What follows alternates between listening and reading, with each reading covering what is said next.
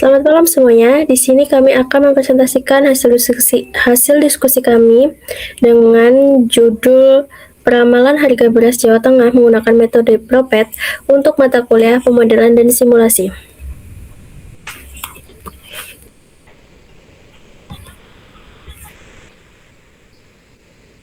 Nah, anggota kelompok kami yang pertama ada Angelita Samosir, dan yang kedua ada saya, Evita Rahmatulzana. Kemudian akan dijelaskan oleh teman saya, Angelita Samosir. Baik, di sini saya akan membacakan tentang latar belakang. Permasalahan ini latar belakangi oleh beras. Mengapa sih beras itu penting? Hal yang membuat beras itu penting dikarenakan beras merupakan makanan pokok masyarakat Indonesia dan beras dikonsumsi 130 kg per kapita per tahun.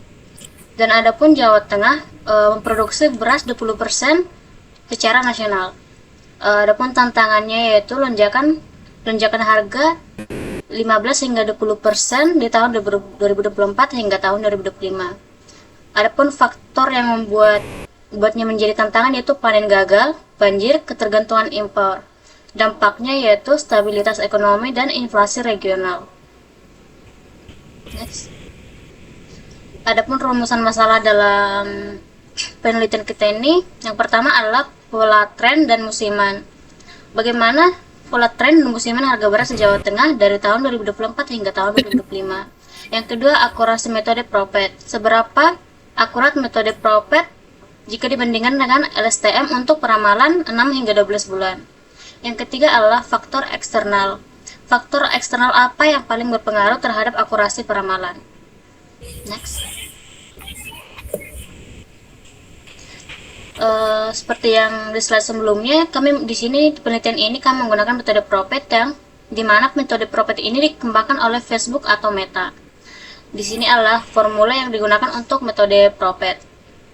Adapun fungsi dari formula ini, yang pertama ada GT fungsi trend, ST komponen seasonal, HT efek holiday dan event khusus, dan epsilon T atau yang disebut dengan error term. Next.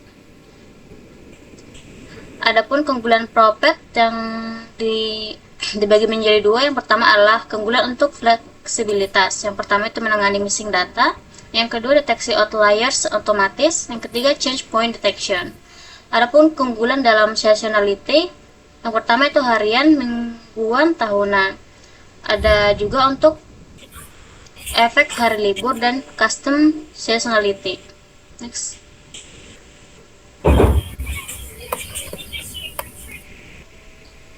Di sini ada perbandingan untuk Propet dan LSTM. Untuk aspeknya itu dibagi menjadi 4, ada kompleksitas, missing data, seasonality, non-linear pattern, dan komputasi. Untuk Propet, kompleksitasnya itu sederhana, mudah dipahami dan diimplementasikan. Sementara untuk LSTM, kompleksitasnya itu kompleks dan butuh expertise. Dan missing data untuk Propet itu robust, dan untuk LSTM itu sensitif. Untuk seasonal untuk Propet itu built-in, sementara untuk LSTM itu manual engineering. Non-linear pattern untuk Propet terbatas, sementara untuk LSTM itu excellent. Komputasi untuk Propet ringan, sementara untuk LSTM itu intensif atau GPU. Next. Adapun metode penelitian di sini, kita pertama kali mencari data, dan adapun data yang kita gunakan diambil dari BPS Jawa Tengah, periode dari tanggal 31 Januari 24 hingga 1 September 2025. Totalnya itu 579. Ini sudah beserta dengan yang sudah diprediksi ya untuk peramalannya. Untuk formatnya itu harga harian dan juga harga harian rupiah per kilogram. Untuk pembagian datanya kita menggunakan data training dan testing. Untuk training kita menggunakan 80%, untuk testing 20%. forecast yang kita lakukan itu adalah 12 bulan. Untuk pre-processing, pertama kita melakukan interpolasi linear untuk missing values, deteksi outlier untuk IQR method, dan uji stasionaritas atau ADF test di alpha sama dengan 0,05. Next. Kemudian untuk hasil penelitian, yang pertama kami lakukan adalah menginterpolasi data yang sudah ada. Karena data yang ada itu dia tidak urut, ada beberapa data kosong, jadi kami interpolasi sehingga hasilnya seperti pada gambar di bawah ini. Kemudian kami mencari nilai dari beras itu, harga tertinggi, harga terendah, harga yang sering muncul, dan harga rata-rata selama 1 tahun. Kemudian kami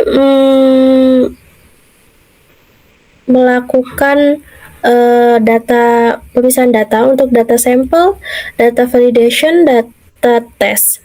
Nah, di sini sudah muncul outputnya dari Colabs. Kemudian kami melakukan loading dan cleaning data.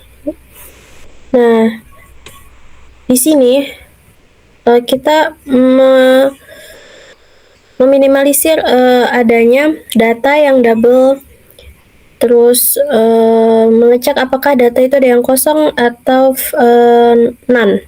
Nah, di sini datanya sudah betul, di sini sudah tidak ada data yang kosong ataupun data double.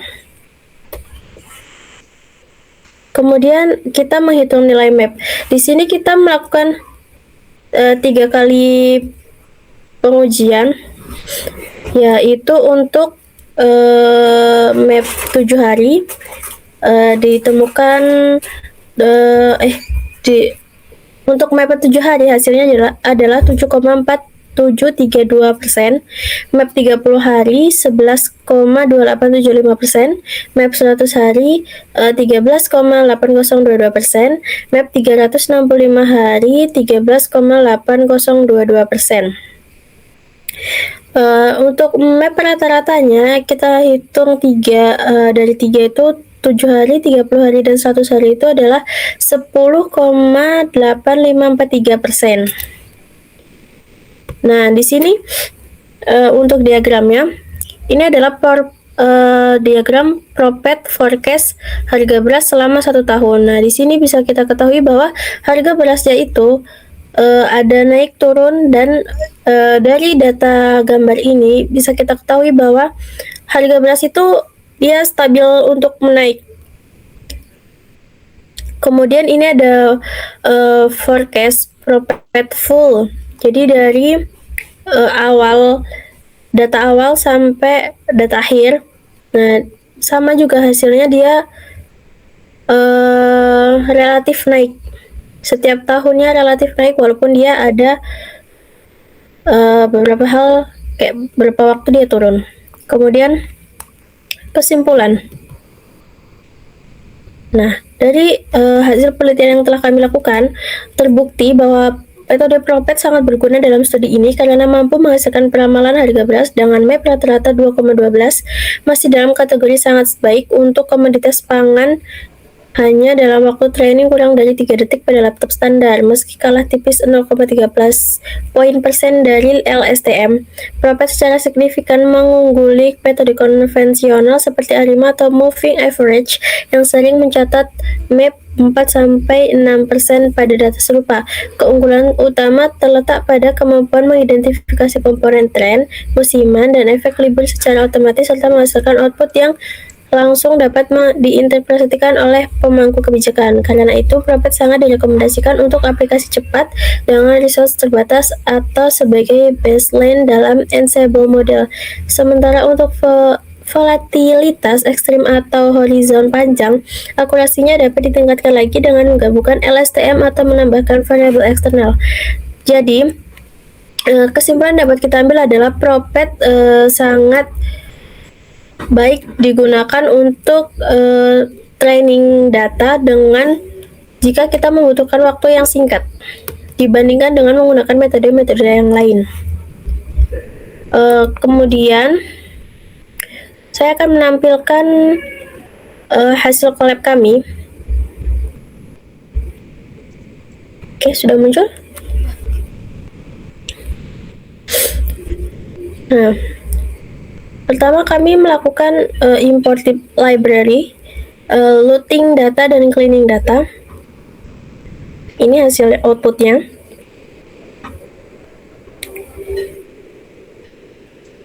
Kemudian kami melakukan data train, data validation, and data test.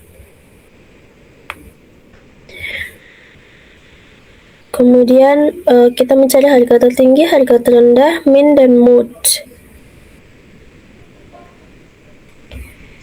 Kita buat model untuk evaluasi.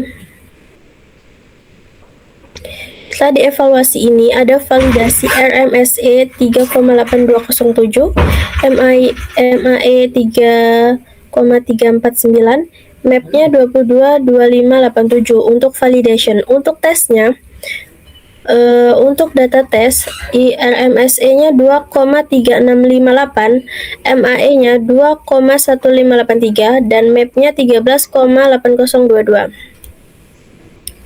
Nah, ini untuk plotnya. Kemudian ini untuk forecast, ada beberapa yang digunakan di sini untuk Y ini untuk Y di sini itu adalah berasnya, satuan harga. Jadi 16.000, 12.000, 14.000, tapi kita menggunakan permisalan 14.000 jadi 14, 16.000 jadi 16. Kemudian DS ini adalah untuk tanggalnya. Kemudian ini ada trend,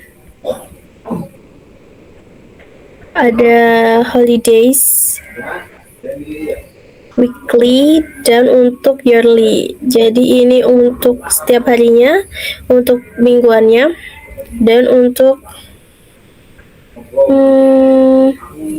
bulanannya.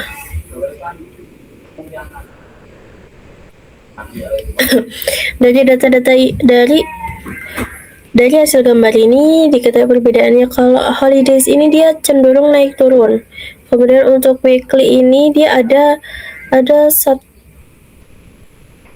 hari gitu dia naik sekali dan rata-rata kemudian turun. Kemudian untuk yang yearly ini dia stabil naik. Ada saat dia harga tertinggi mencapai puncaknya, kemudian dia turun lagi. Nah, kemudian di sini bisa kita ketahui bahwa di sini rata-ratanya dia naik.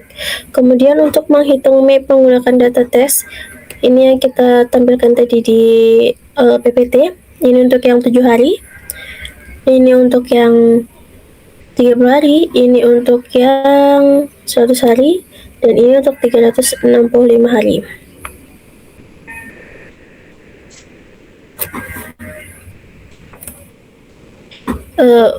Cukup sekian hasil diskusi kelompok kami. Kurang lebihnya mohon maaf. Wassalamualaikum warahmatullahi wabarakatuh. Waalaikumsalam.